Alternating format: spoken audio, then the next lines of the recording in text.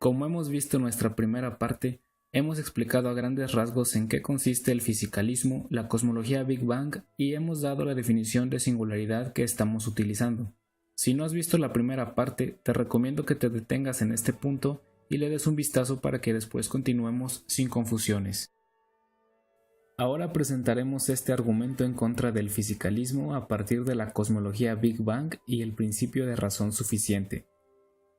Si el universo es geodésicamente incompleto hacia el pasado, existirá una singularidad en donde no hay un punto X más allá de esta singularidad, a modo de que alguna entidad física en X pueda causarla. El universo es geodésicamente incompleto hacia el pasado. Por lo tanto, habrá una singularidad en donde no hay un punto X más allá de esta, a modo de que una entidad física en X pueda causar S. Si el fisicalismo es verdad, entidades no físicas no pueden existir. Es posible que haya una causa para S. Si es posible que haya una causa para S, entonces hay una causa para S. Por lo tanto, hay una causa para S. Si hay una causa para S, entonces no es una entidad física. Por lo tanto, el fisicalismo es falso. Como ya hemos dicho, lo que queremos decir con singularidad no es un concepto restringido al modelo clásico relativista Friedmann-Lemaitre. Solo necesitamos que se cumpla una condición, la cual es que el universo tenga un parámetro Hubble mayor a 0, y de esta forma será incompleto hacia el pasado. Probablemente quien ignore este punto fundamental dado en nuestro primer video piense que puede deshacerse de la necesidad de una singularidad inicial debido a las implicaciones de los límites de las ecuaciones de la relatividad general. Sin embargo, no estamos definiendo a la singularidad inicial como un punto de infinita densidad y temperatura. Por esto, la definición que usamos es compatible con la cosmología cuántica, como Quentin Smith expresa. La segunda razón es que hay una forma en la cual las predicciones de los teoremas de Hawking y Penrose sobre una singularidad en el inicio de la presente expansión puede ser consistente con una teoría cuántica de gravedad repulsiva. Estos teoremas no definen a la singularidad como un punto con curvatura, densidad y temperatura infinitas mientras el radio es cero. Una singularidad está definida como un punto o serie de puntos en donde más allá de estos el espacio-tiempo no puede ser extendido. Por consiguiente, si los efectos de la gravedad cuántica impiden que la temperatura, densidad y curvatura tengan valores infinitos, y también que el radio llegue a cero, esto no necesariamente significa que no exista una singularidad al inicio de la presente expansión. La singularidad puede ocurrir con valores finitos y un radio diferente a cero. Lubos Mottl, un físico teórico checo que trabaja con la teoría de cuerdas y con los problemas conceptuales de la gravedad cuántica, nos dice al respecto. Así que algo que tiene propiedades suficientemente similares a la singularidad clásica de la relatividad general continuará existiendo y cualquier teoría física más redefinida será obligada a ser compatible con su existencia, y se esperará que nos cuente una historia más detallada y exacta sobre el destino de la singularidad y los procesos que ocurren en ella. Si se supone que la singularidad deba ser eliminada del vocabulario de la física por completo, al igual que las teorías equivocadas como la del flogisto o el éter, la gente realmente tiene que probar que la relatividad general clásica está completamente equivocada, incluso en las condiciones suficientemente modestas donde se cree que es válida, y eso probablemente no sucederá.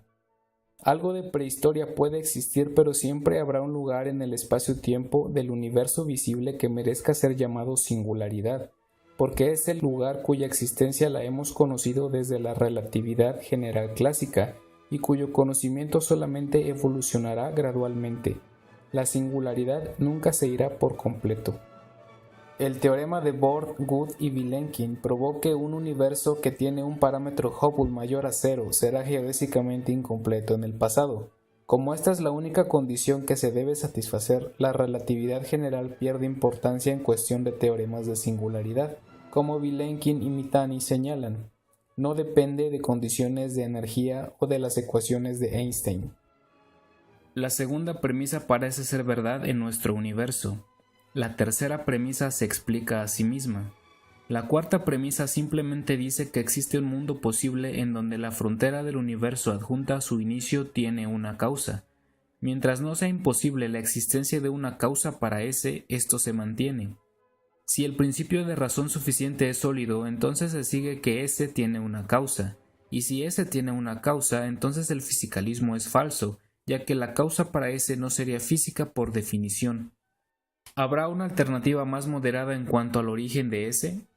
Un teísta o incluso un naturalista metafísico no están obligados a aceptar el absurdo que implica ser un fisicalista que se adhiere a la cosmología Big Bang, ya que ambos, tanto el teísta como el naturalista metafísico, no niegan la existencia de procesos o estados no físicos y por lo tanto no tienen que sostener que el universo vino de la nada sin causa y que solo comenzó a existir sin razón alguna.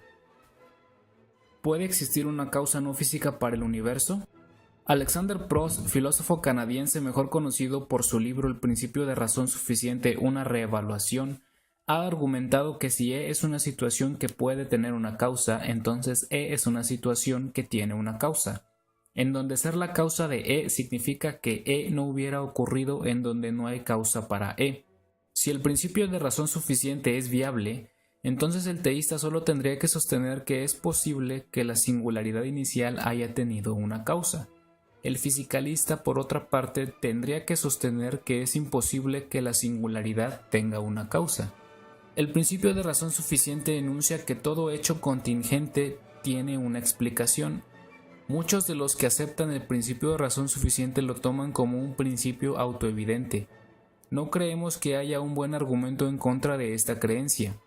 Estamos perfectamente dentro de nuestro derecho epistémico de aceptar este principio como autoevidente. Sin embargo, podemos presentar un argumento a favor de este principio. El argumento epistemológico está basado en las ideas de Robert Kuhn, aunque aquí lo presentaremos simplificado, comenzando con la observación en que una vez que admitimos que algunas situaciones contingentes no tienen explicación, entonces un escenario escéptico completamente nuevo se vuelve posible. Imagina que tus estados perceptuales de este momento están ocurriendo sin razón alguna, sin causas antecedentes. Además, probabilidades objetivas están adjuntas a las leyes de la naturaleza o tendencias objetivas, y así, si una probabilidad objetiva se adjunta a un hecho contingente, entonces esa situación puede tener una explicación en términos de leyes naturales o tendencias objetivas. Por lo tanto, si el principio de razón suficiente es falso para algunos hechos contingentes, ninguna probabilidad objetiva se une a estos hechos. Así no podemos siquiera decir que violaciones al principio de razón suficiente son improbables si este principio es falso. Consecuentemente, alguien que no afirme el principio de razón suficiente no puede decir que el escenario escéptico de Kuhn es objetivamente improbable.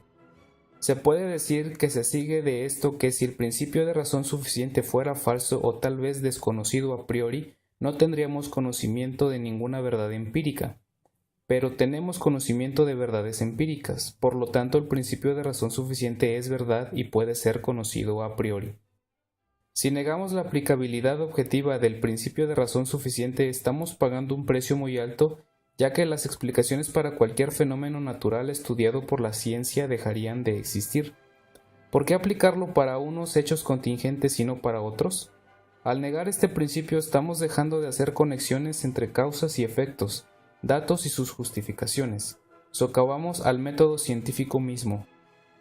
Ahora debemos analizar si el universo es contingente o si es necesario. Si es contingente, entonces se seguiría lógicamente que el universo tiene una razón externa para su existencia o una causa. Definamos nuestros términos necesario y contingente. Existencia necesaria es una propiedad que implica que algo no puede no existir o no puede ser falso.